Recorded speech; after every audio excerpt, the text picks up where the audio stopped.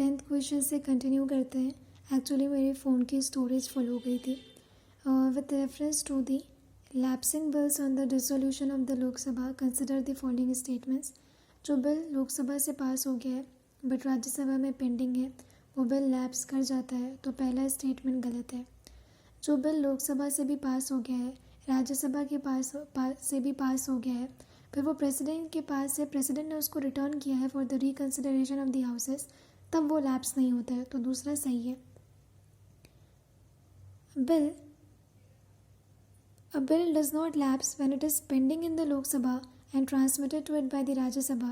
राज्यसभा से पास हो गया है, लोकसभा में पेंडिंग है, तो वो बिल लैप्स कर जाता है। लोकसभा में कोई भी बिल अगर पेंडिंग है, चाहे तो वो लोकसभा में ओरिजिनेट हुआ और उसके बाद वो पेंडिंग है, या राज्यसभा के पास होके आया है और फिर लोकसभा में पेंडिंग है, तो वो जो बिल है लोकसभा के डिसोल्यूशन से वो जो बिल है वो लैप्स कर ही जाता है, ख़त्म हो जाता है। A bill sent for the assent of the president lapses.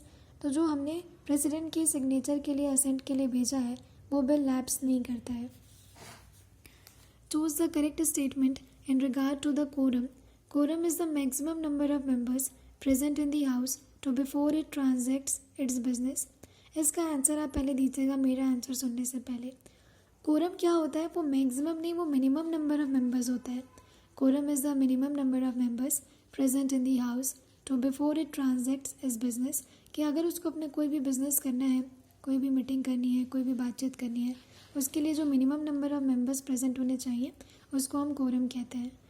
जो प्रिसाइडिंग ऑफिसर है उसको एडजर्न करना चाहिए या सस्पेंड करना चाहिए मीटिंग को in the absence of the quorum, तो ये बात सही है।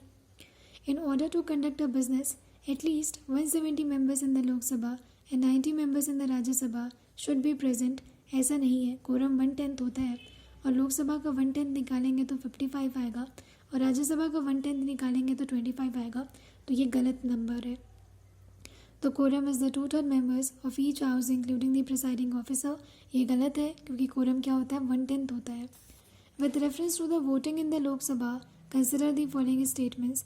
The members of the house cannot challenge the opinion of the speaker on the decision of the question put on the vote for the first time।